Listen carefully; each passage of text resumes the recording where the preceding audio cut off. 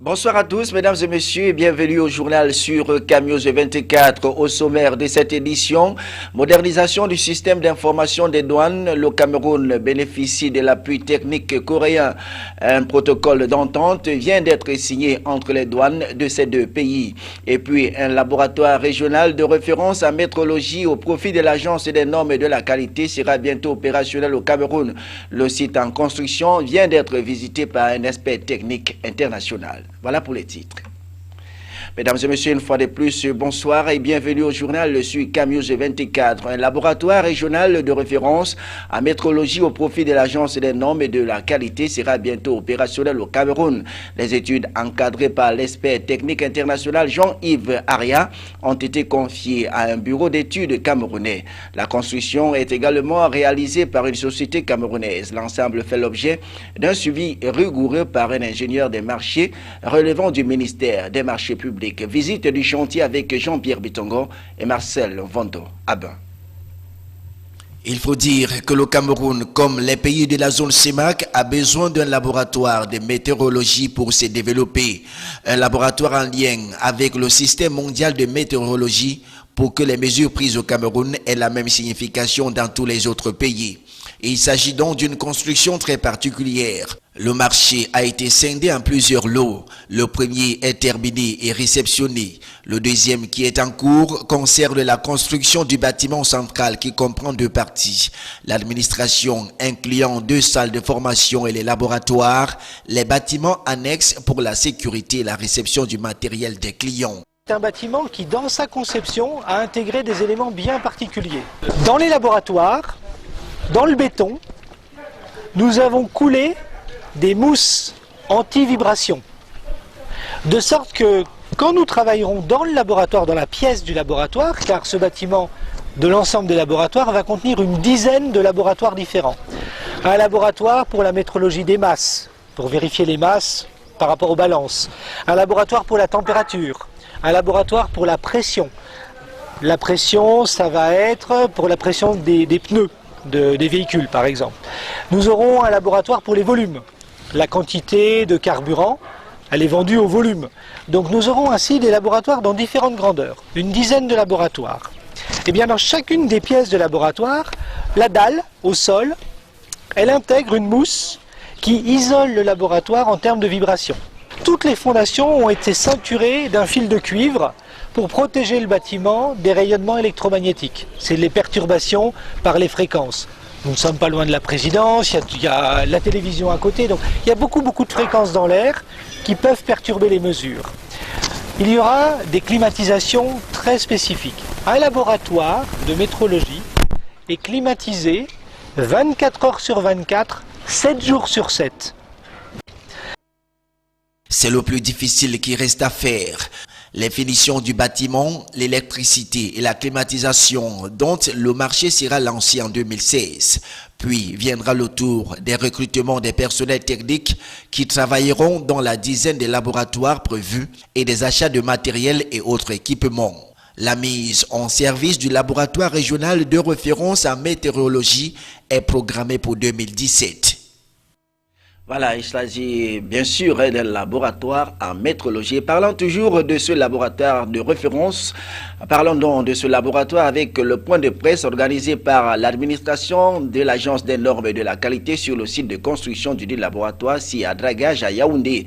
Les contours de ce projet phare, le premier du genre en Afrique centrale et qui aura pour vocation de répondre aux besoins métrologiques de plusieurs pays africains, ont été présentés aux journalistes par Jean-Yves Aria, expert technique international. Reportage Jean-Pierre Bitongo et Marcel Vondo Abin, une fois de plus. Conçu en 2011 dans le cadre d'une mission financée par l'Union européenne et mise en œuvre par l'Organisation des Nations Unies pour le développement industriel, le projet est porté par l'ANOR, l'Agence des normes et de la qualité, sur fonds publics camerounais.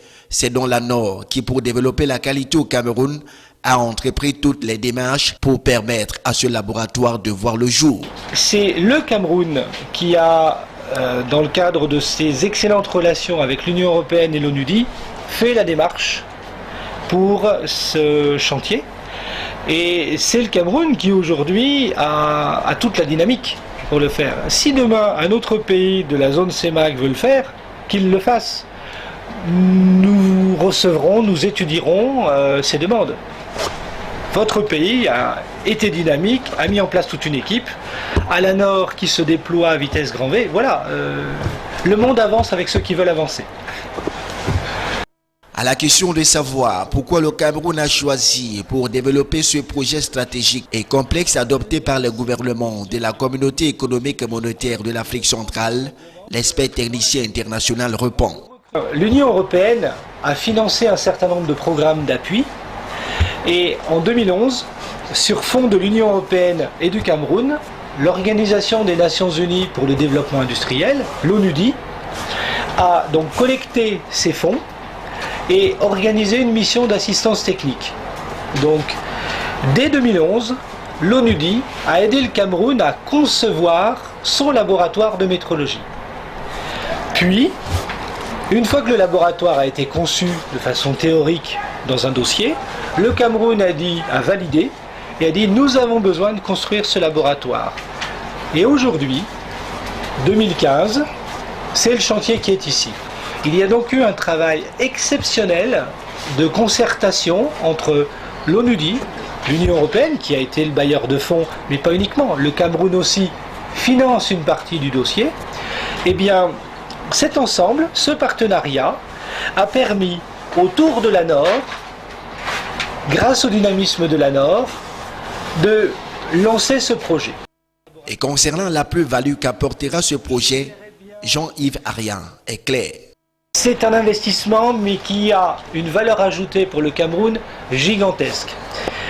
Une entreprise, quel que soit son pays, doit, si elle veut se développer, si elle veut vendre ses produits, elle doit donner confiance dans ses produits. Donc, elle doit pour ça avoir des mesures qui vont donner confiance.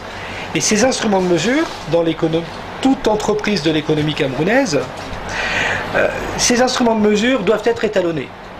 Aujourd'hui, il n'y a pas de laboratoire de métrologie au Cameroun. Il n'y en a même pas en Afrique centrale.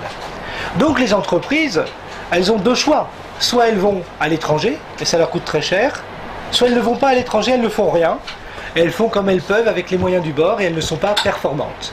Donc disposer d'un laboratoire, ça sera permettre aux entreprises, d'abord camerounaises, mais aussi sous-régionales, de disposer ici, en Afrique centrale, des moyens techniques pour être beaucoup plus performantes.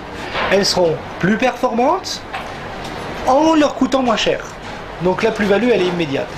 Ça, c'est pour les entreprises. Pour les consommateurs, eh bien, toute la métrologie légale, toutes les transactions commerciales qui se font sur la base d'instruments de mesure pourront être faites sur la base d'instruments de mesure qui, eux, seront vérifiés localement. Ça coûtera donc moins cher, ça sera plus rapide. Donc on aura une meilleure maîtrise aussi des mesures dans le cadre de la protection du consommateur. Et c'est quoi donc la métrologie? C'est revautons-tige de nous demander. Eh bien, pour en savoir davantage, je vous propose de suivre cette Le Monde de Jean-Pierre Betongo et Marcel Vondouabin qui se sont entretenus sur la question avec l'expert technique international Jean-Yves Arian. L'économie de tout pays ne peut se développer qu'à travers la mise en place d'une infrastructure nationale de qualité. Ceci repose sur trois piliers fondamentaux et universels: la normalisation, l'évaluation de la conformité et la métrologie, qui est la science des mesures. Elle concerne les unités de mesure et leurs étalons, les instruments de mesure et leurs champs d'application, ainsi que tous les problèmes théoriques et pratiques qui se rapportent aux mesures. La métrologie comprend plusieurs axes. Il y a la métrologie légale qui se rapporte aux activités qui résultent d'exigences réglementaires et qui s'appliquent au mesurage, aux unités de mesure, aux instruments de mesure et aux méthodes de mesure et sont effectuées par des organismes compétents.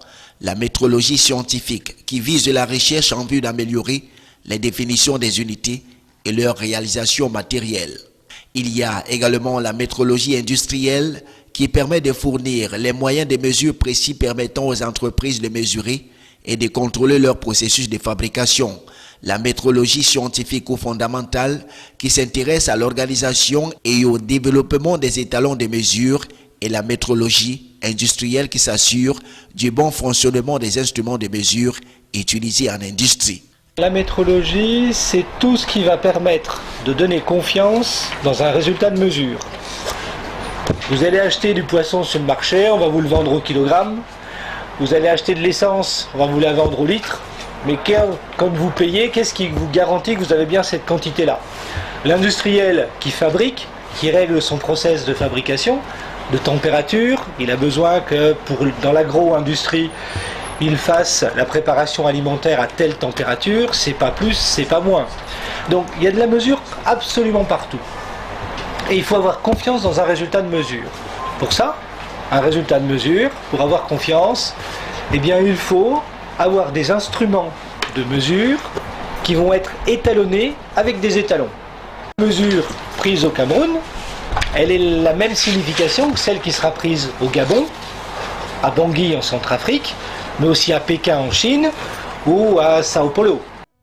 Parlons de toute autre chose à présent, coopération multilatérale. Le directeur général de la FAO, l'Organisation des Nations Unies pour l'Alimentation et l'Agriculture, José Graciano da Silva, est en visite de travail au Cameroun. C'est dans le 4 septembre 2015 dernier qu'il a entamé sa visite par la signature des accords de coopération entre le Cameroun et l'institution qu'il dirige. C'était au cours d'une audience groupée au ministère des Relations extérieures à Yaoundé. Compte rendu, Solomon Foué et Joseph Ateba.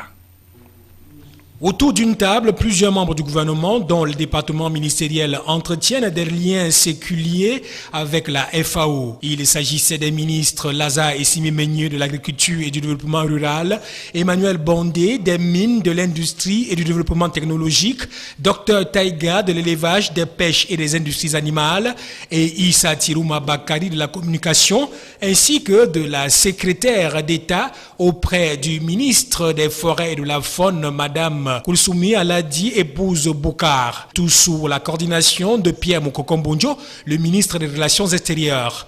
Au menu de la consultation, la présentation du bilan d'étape d'une coopération vieille de plusieurs années et la signature de quelques accords de coopération dont le premier apparaît comme la finalisation des négociations menées depuis quelque temps entre le Cameroun et la FAO.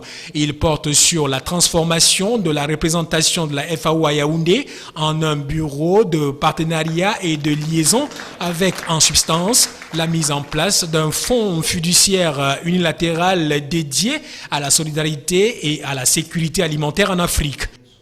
L'autre accord signé par les parties avait trait aux appuis futurs de la FAO au bénéfice du Cameroun et qui concerne notamment la formation des cadres camerounais capables d'accompagner le processus de mise en place d'une agriculture dite de seconde génération. De connaissances et le transfert de capacités nous manque aujourd'hui, comme vous savez. Nous avons besoin de former, je le dis toujours, la jeunesse camerounaise a besoin de venir vers l'agriculture pour que nous puissions réussir cette agriculture de seconde génération. Et donc la FAO est venue ici confirmer qu'elle est le vrai partenaire technique qui devra nous accompagner dans la réussite de cette agriculture. Bon à savoir, la FAO, à son siège à Rome en Italie, dispose de plus de 130 représentations à travers le monde. L'élimination de la faim, l'insécurité alimentaire et la malnutrition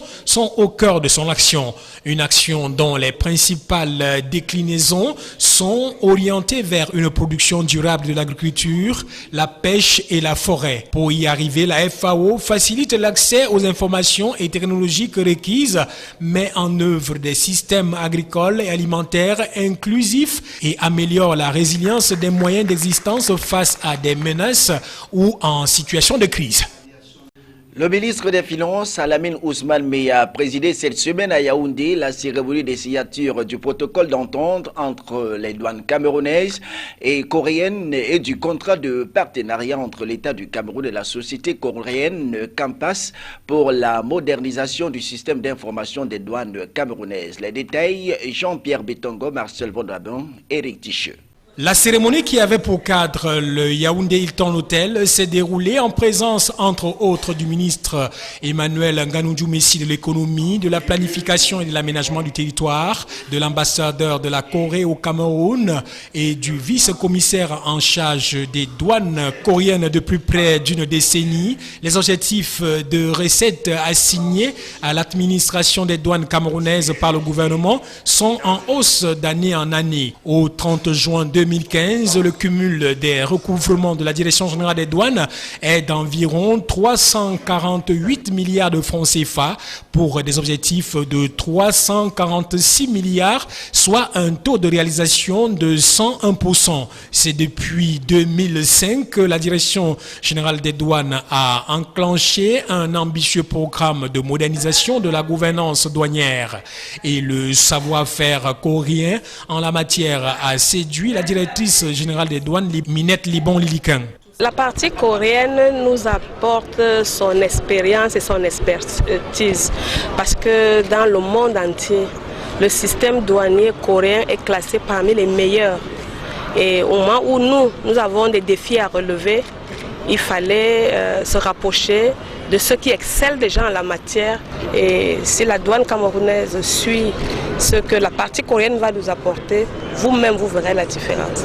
Pour le ministre des Finances, il est question d'accompagner les douanes camerounaises à améliorer le rendement qualitatif et quantitatif des prestations douanières, améliorer la transparence dans l'administration des douanes et à rendre plus efficace le système des douanes camerounaises. Nous voulons, sur la base de l'expérience coréenne, qui est une expérience qui est celle de référence dans ce domaine, nous voulons tirer également donc profit de cette coopération pour promouvoir l'administration de douane dans ses missions de collecte, mais aussi de gestion efficace, de gestion harmonisée, de facilitation du commerce conformément à la convention de Kyoto. La douane camerounaise réalise des performances importantes au niveau des ressources mobilisées. Elle veut également s'inscrire dans une dynamique d'administration moderne qui facilite les transactions commerciales, qui gère suffisamment les risques pour protéger évidemment notre espace économique. Le meilleur reste à venir.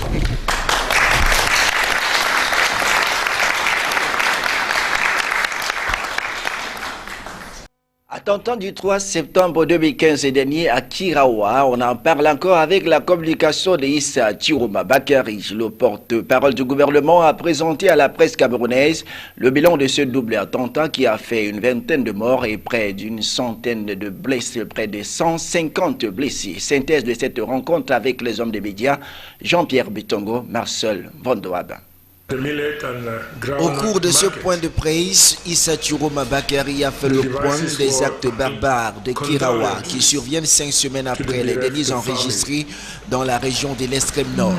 Tout en déplorant la vingtaine de morts et les 145 blessés, le ministre de la Communication, au nom du président de la République, Paul Biya, a présenté ses condoléances aux familles durement éprouvées. Le porte-parole du gouvernement s'est par la suite étendu sur les mesures prises face à cette situation déplorable, précisant que toutes les dispositions ont été prises par les forces de défense et de sécurité camerounaises pour apporter aux blessés les soins dont ils ont besoin pour que leur vie ne soit pas en danger. Concernant le cas du correspondant des radios France Internationale en langue Hausa qui serait en détention, Issa Chiroma Bakary a laissé entendre que pour l'instant, sa situation est dans la phase d'investigation.